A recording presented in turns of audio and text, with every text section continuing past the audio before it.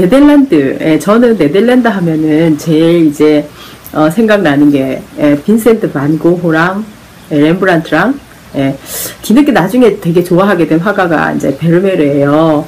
그래서 베르메르의 이제 작품을 보려고 베르메르 뮤지엄을 갔었어요.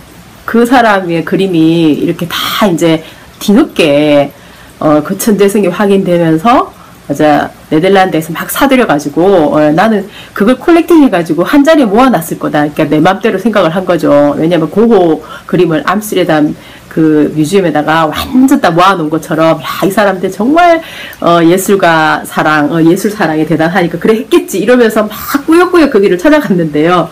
와 진짜 억울해가지고 한 점도 없는 거예요. 그리고 근데 이제 그 다행스럽게도 또 기쁨을 하나 주는 게 있다면 그 뮤지엄 안에 이제 어떻게 해서 이 화가가 이 빛을 이렇게 잘 이용해서 이 그림을 그렸는지 그냥 그러니까 베르메르와 역사에 대한 공부를 할 수 있도록 그렇게 이제 그 집을 마련해 놓은 겁니다. 그래서 그거는 굉장히 뭐 좋았죠. 그리고 또 바로 이렇게 딱 나와서 이렇게 조금만, 그러니까 몇 발짝 걸어가면은 바로 이제 광장이 보이는데, 그 광장이, 진짜 막, 완전히 고색 창련하고 있잖아요. 그러니까, 그 광장이 그 사람들의 어마어마한 그 규모, 그리고 잘 지켜진 그 옛날 것들, 옛날에 지어졌던 건물들을 그러니까 그냥 건물이 아니고 그쪽이 무슨 중심지였던가 봐요. 그래가지고 카페 같은 데서 이 사람들이 이제 활기 넘치는 그런 모습을 보면서 아 베르메르가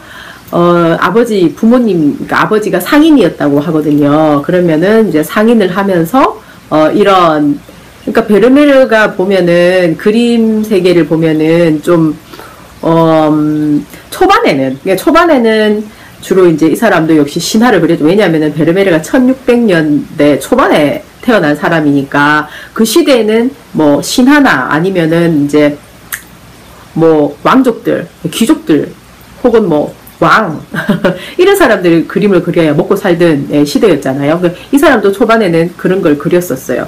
그랬는데 죽기 10년 전 10년 전부터 이제 아무래도 워낙에 실력이 좋고 유명세를 날렸겠죠. 그러니까 그때부터는 그러니까 자기가 벌어놨던 돈으로 개인적인 그림을 그리지 않았을까 이제 이렇게 저는 상상을 해보는데요. 이 사람의 그림을 보면은 1600년대에 그래도 1600년도잖아요. 그때는 진짜 프랑스라든지 이 유럽사의 그림을 보면 대부분 다 이제 왕족 그림이 많고 개인 그림이 정말 귀하기 때문에 더 이제 귀하게 여겨지는 것도 있는 것 같아요. 저는 그렇게 생각이 들더라고요.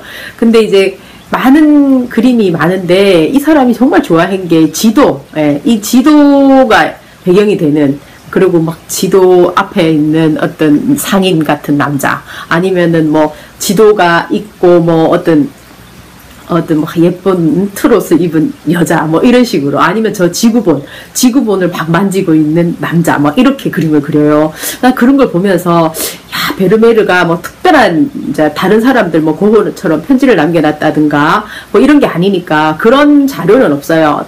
근데 그림을 보면서 이제 이 사람의 어떤 그 세계화, 글로벌 이미 그때 그런 마인드가 있지 않았나 이제 그런 생각을 해보게 되고 그런 걸 상상하다 보면은 나는 베르메르가 너무 내가 보고 싶은 인물 중에 한 명이다 이런 생각을 또 하게 되고요.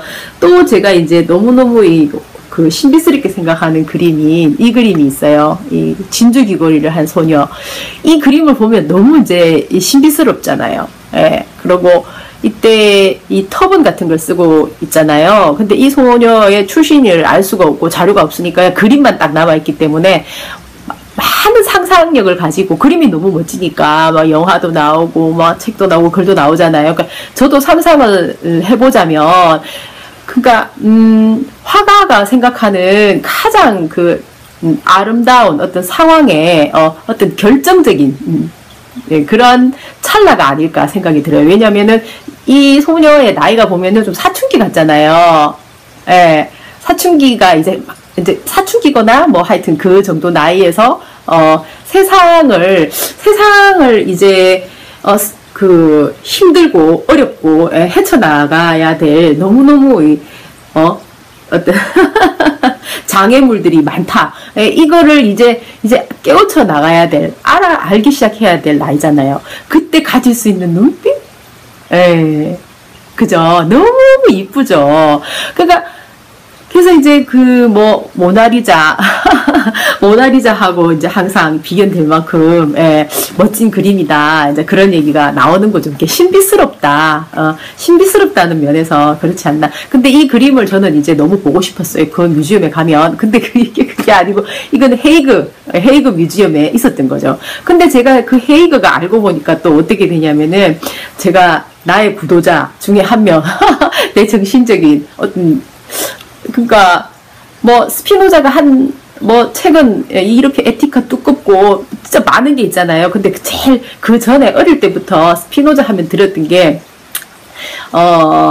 이제 내일 지구가 멸망하더라도 나는 오늘 한 그루의 사과나무를 심겠다 이런 말을 했잖아요. 그때 나는 이제 그런 말이 그렇게 그때 나는 어떻게 느껴졌냐면은 내일 지구가 당장에 멸망을 하면은 그러면 나는 오늘 완전 최선을 다해서 살아야 되는데, 어떤 삶을 살까? 그때 이제 영어 학원을 다녔었어요. 영어 학원을 다닐 때였는데, 그때 우리 반에 이제, 해양대학을 다니는 여자 이제, 같은 메이트가 있었죠. 근데, 그때 우리가 이제 영어 선생님이 내줬어요. 영어 선생님 이름이 앨리스였는가 정확히 기억이 안 나는데, 하여튼, 이제 어떡할 거냐고 그랬어요. 그래서 이제 나는 나름대로 이제 생각을 해 갔죠. 이거 너무너무 이제 문제다. 이제 당장 망하면 나는 한 번도, 어떤 정말 이성적인 어떤 그런 그 깊은, 완전히 그냥 친구 이런 거 모르겠지만은 어떤 연인적인 관계까지 가본 적이 한 번도 없는데 큰일 났네 지구가 멸망하면. 그러니까 당장 나는 그러면은 나의 연인을 만들어서 그 연인하고 시간을 보내야지 이렇게 이제 생각을 해가지고 걔한테 말을 했더니 걔가 그러는 거예요. 그런 말 하면 큰일 난대요 걔가. 그래서 나는 왜 큰일 나지? 그거를 해야지. 좀 당장 왕하게 생겼는데, 그러면 나는 한 번도, 연인 관계, 남자와 어떤 깊은 관계에 가본 적이 없는데, 그런 것도 없이 지구가 망해버리면 이거 참 곤란하니까 그게 제일 중요하다. 사랑하는 사람과 만나서 그냥 지구가 폭발하기 전에 같이 있어야지. 이렇게 이제 생각을 한 거죠. 그래서 이제, 스피노자가 저한테는, 지구가 바로 멸망하더라도 나는 사과나무를 심겠다고 하는 그 말 속에서 하루하루를 그런 마음으로 살아가야 한다? 그걸 좀 깨우쳐준 사람이에요. 그때 숙제하면서 진짜 나름대로 깊이 생각했었거든요. 그랬고, 나중에 이제 시간이 흘러서 어느 날 스피노자를 너무 알고 싶은데 자료가 서점에 가도 너무 책들이 빈약하고 이러더라고요. 어느 날 정말 괜찮은 책 한 권을 딱, 안에 탁 펼쳐보니까, 이거 뭔가 내가 찾는 거네 해가지고 이제 보게 되면서 진짜 그 사람에게 제대로 빠지게 되더라고요. 그러니까 결국 그 사람이 있는 곳까지 가게 되는 거죠. 그래서 이제 그 길을 갔는데 하필이면 부활절이라 문이 닫혔으니 얼마나 억울해요. 그러니까 막 그 동네를 뺑글뺑글 도는데 그 골목을 이렇게 누비다가 이 다음 골목을 이래 들었었어요. 근데 이제 이 골목 일에 있으면은 거기는 이제 주로 이렇게 전부 다 물길이 이래 흐르잖아요. 그래가지고 쭉 조금 올라가니까 이렇게 물길이 쭉 흐르는 데가 있고, 그쪽 다음 골목으로 쭉쭉쭉 올라가니까 무슨 한국 글자가 보이는 거예요. 그리고 저 멀리서 이제 차이나타운 같은, 그 차이나타운이었어요, 결국은. 그 바로 앞에 딱 보니까 이준열사, 그분이 그분이 이제, 특사로, 러시아의 특사로 갔었을 때, 헤이그. 헤이그 특사로 갔었을 때, 거기서 머물렀던 그 호텔이었어요. 그러니까, 호텔이라 하더라도 전부 다 집처럼 다 그렇게 생겼으니까, 스피노자 집 들어가는 것처럼 앞에는 느낌이 그랬어요. 물론 2층에 보니까 조금 호텔처럼 이렇게 돼 있던데, 1층은 다 비슷했었거든요. 그래서 나는, 스피노자가 살았던 이 집 뒤에 이분이 집을 구하셨는데 그냥 헤이그라서 이걸 구하신 건가? 아니면은 여기 앞에 차이나타운이 있으니까 쉽게 구하신 건가? 하여튼 여러 가지 이제 생각을 한 거예요. 하필이면 이게 멋진 스피노자가 살았던 뒤에 이분 참 철학적인 분인가 뭐 이렇게 그냥 상상을 하면서 그러고는 이제 헤이거 특사 우리가 사실 많이 들어보잖아요. 우리 시험도 쳐야 되고. 그런데 이제 그 사람의 심정까지는 들어가 본 적이 없는 거죠.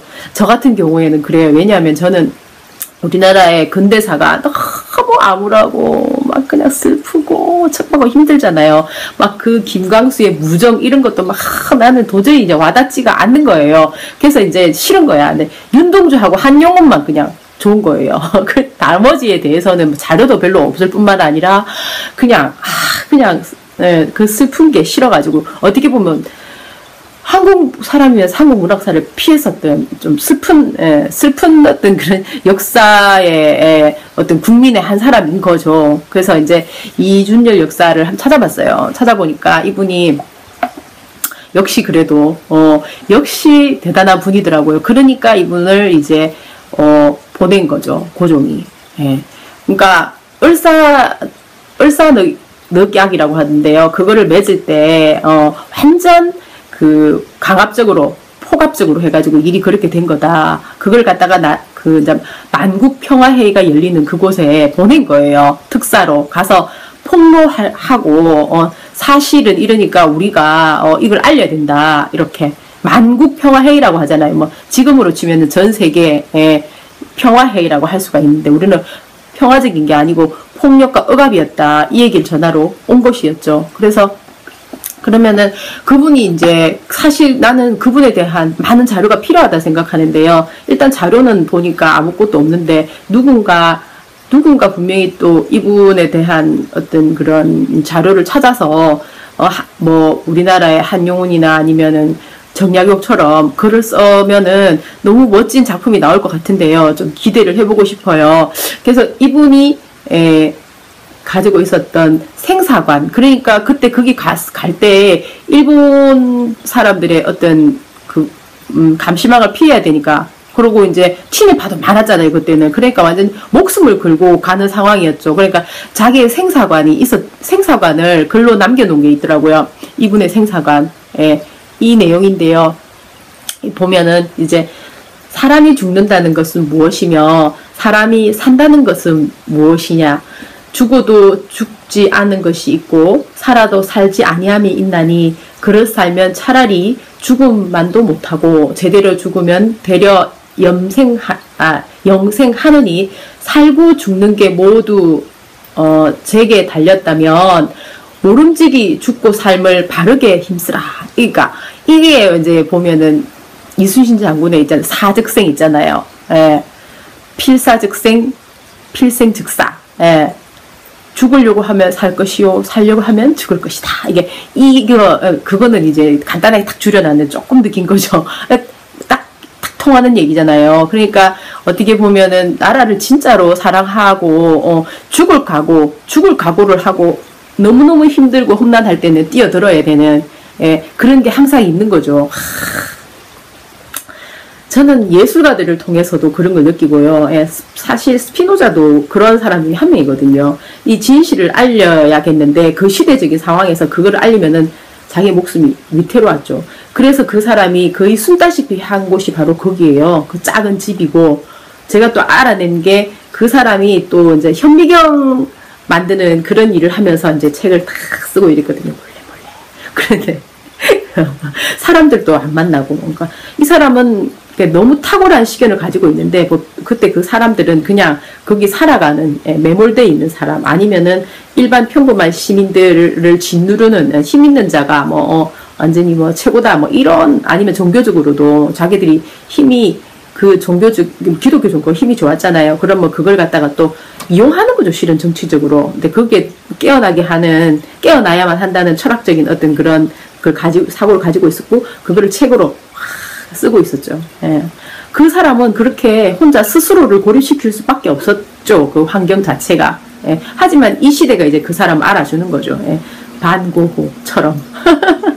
저는 그래서 정치 역시 이제 지금 이 시대나 그 시대나 마찬가지죠. 늘 험난하고 있잖아요. 늘 국민 편에 서는 사람 있고, 이렇게 목숨을 그는 사람이 있고, 또 이제 친일파에 붙어가지고 이제 완전히 그냥 대대산손 잘 먹고 잘 산다. 그러니까 한마디로 이제 하이에나 정신이죠. 예, 그런 사람이 있고, 언제나 같은 거죠. 지금 현재 이 정치도 저는 마찬가지라고 생각을 해요. 그렇기 때문에 저는 대통령이라는 지금 현재 사람을 고르는 데 있어서 뭐 복잡하게 생각하지 않고 굉장히 단순하게 생각을 하다 보니까 이게 이제 지금 현재 이런 결론에 이르게 됐죠. 그러니까 한마디로 이제 말하면 이런 거죠. 문재인이 제가 이제 너무너무 처음부터 싫어한 건 아니에요. 그 사람하고 무슨 억하심정이 있는 것도 아니고, 예, 같은 대한민국 사람인데 뭐 때문에 처음부터 싫어하겠어요. 그러니까 알려고 들다 보니까 내가 이 세상에서 제일 경멸하는 캐릭터를 가지고 있었다. 이게 판단이 난 거죠. 예. 그냥 그런 거예요. 너무 단순한 거예요. 복잡한 거 하나도 없어. 무슨 이 사람이 나중에 대권을 잡게 되면은 뭐 다 처부수 줄이, 그걸 갖다가 그냥 내가 그냥 소망으로 품고서 이 사람이 가지고 있는 작전에 나도 그냥 같이 동참하리. 그런 거는 제 사전에는 없거든요. 나는 그냥 그 인격체가 시종일관 당당하고 시종일관, 뭔가 이렇게 분명한 자기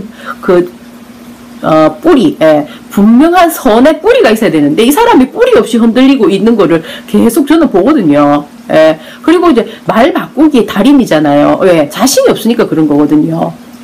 내가 이런 말 하면 요래되고 저런 말 하면 저래되니, 내가 살 길로 가기 위해서 계속 요랬다가 저랬다가 하는 건데, 그게 먹히는 어떤 지금 현재 우리나라 상황, 구조가 한켠에 있는 거죠. 근데 옛날부터 그래 왔으니까 저는 그렇다고 생각을 해요. 하지만 저는 그것이 너무 경멸스럽다 이렇게 생각하는 한 개인인 거죠. 그런 캐릭터는 나는 너무너무 끔찍하거든요. 그런데 그러면은 예를 들어서 정치꾼이라는 게 그렇잖아요. 이제 우리나라 정치꾼 300명이 지금 현재 기업에 돈 있는 완전 그냥 우리나라를 완전히 우리나라에 뭐 예를 들어서 뭐 테레비를 만들었다, 자동차를 만들었다, 마구마구 팔아먹고 거기에 대한 마구마구 팔 수 있도록 법을 만들어주는 정치꾼 300명하고 그 기업군들하고 이렇게 결탁이 돼가지고 지금 현재 법을 만들어내가지고 비정규직이라는 걸 만드는 나라의 장본인 아닌가요, 노무현? 그러고 삼성을 계속 도왔던 장본인. 그런데 분명히 보이는데 뭐 그 사람이 나중에 잘할 거야. 저는 절대로 안 믿는 거예요. 어떤 사람은 그러더라고요. 기가 막히는 사람 한 명을 만났는데 이러는 겁니다. 차라리 지금 현재 일본이 훨씬 잘 살지 않냐, 우리나라에.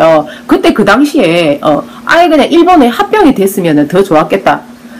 그러면 지금 현재 우리나라가 이렇게 중간에 끼어서 고생도 안 한다 이거죠. 그건 뭐예요? 그러니까 친일파자 근성인 거죠. 친일파였던 사람들도 자기들이 그렇게 생각했을 그 당시에는 옳다고 생각을 했겠죠. 그게. 왜? 일본이 그냥 다 그냥 삼켜버리면 중간에서 우리가 끼어가지고 요래도 못하고 저래도 못하는 상황이 될 일이 없는데 뭐 이렇게 자기 나름대로 또 합리성을 찾으면 그렇게 되는 거잖아요. 그런데 이제 그 사람이 결론만 보고 그래 얘기를 하는데요. 사람이라는 게 어떻게 태어나서 바로 죽는다는 결론, 그거는 맞지만 그 과정이라는 게 있잖아요. 근데 그 과정 하나가 바로 사과나무를 심는 거랑 같은 거잖아요. 하루가 인생 전체가 될 수 있는 건데 또 하루가 인생 전체가 될 수 있고 인생 전체가 또 하루가 될 수도 있는 거기 때문에 상황마다 예를 들어서 내가 굴욕적이 되어버린다. 이러면은 굴욕적인 어떤 사람이 되는 거잖아요. 그건 너무 끔찍한 거잖아요. 그러고는 그 굴욕이라는 거는 그건 나의 평생과 똑같은 거예요. 내가 지금은 굴욕적인데 나중엔 내가 정의로워지리. 그런 거 저는 안 믿어요. 그런 건 없다고 생각해요. 정의로움은 끝까지 정의로운 거고 굴욕적인 사람은 그냥 굴욕적인 거지. 저는 그래 생각하거든요. 그래서 문재인이라는 사람에게서 너무너무 끔찍함을 본다 이거죠. 내 권리를 지켜줄 사람으로서 보지 않는 거예요. 그냥 굴욕적인 사람으로 보는 거예요. 굴종하는 사람, 삼성에. 그런데 비해서는 내 권리를 그러면은 국회의원 300명 중에 내 권리를 차라리 안철수가 지켜주겠다 이런 생각이 드는 거죠. 왜냐면은 안철수는 부끄러운 줄도 알고 국민 무서운 줄도 알기 때문이에요. 그리고 이 사람은 전문가잖아요. 뭐 말 바꾸기 전문가, 뭐 그때그때 뒤집기 전문가 이게 아니에요. 보면은 의학 전문가고, 벤처기업 전문가고, 많은 면에서 전문가예요. 그러면서 이 완전 새누리와 이 그 더민주의 완전 하이에나, 완전 썩은 고기만 먹는 하이에나, 그것들을 뚫고 일어나 나온 사람이에요. 얼마나 힘 있어요. 말 잘하는 거 하고, 뭐, 말 잘한다고, 잘하면 좋겠죠. 하지만 행동을 보세요. 행동이 훨씬 훌륭하다고 저는 생각해요. 그리고 이 사람을 지지하는 손학규도 훨씬 믿음이 가요. 저, 추미애는 뭐라 그래요? 전라도 가가지고, 나는 전라도 며느리입니다. 자기가 자기 입으로 말하고, 자기가 그러면은 거기 가서 전라도 며느리라고 말해가지고 점수 따려고 해놓고는 안철수가 그런 말 한다고 해가지고 안철수한테 막 뭐 지역을 어떻게 편가르게 하냐 이렇게. 야 진짜 이분 말씀하신 내용이 추하지 않나요? 정말 이분 추해요. 이런 추한 분이 바로 더민주에 지금 이번에 선거를 지휘한 사람입니다. 그러니까 이런 추한 사람들만 똘똘똘똘똘 뭉쳐가 있는 더불어민주당. 저는 이 민주당이 패망해야 된다 생각해요. 도대체 이 사람들 왜 이래요 도대체. 국민들 왜 이래 갖고 놀아요. 국회의원 300명이 자기가 법을 만들다고 해가지고 이런 엉터리들만 끌고 모아가지고 국민의 주권을 농락하면 그게 헌법에 어긋나는 거죠. 왜 국민들한테 계속 사기를 치고 국민들한테 급박을 하고 협박을 하는 건지.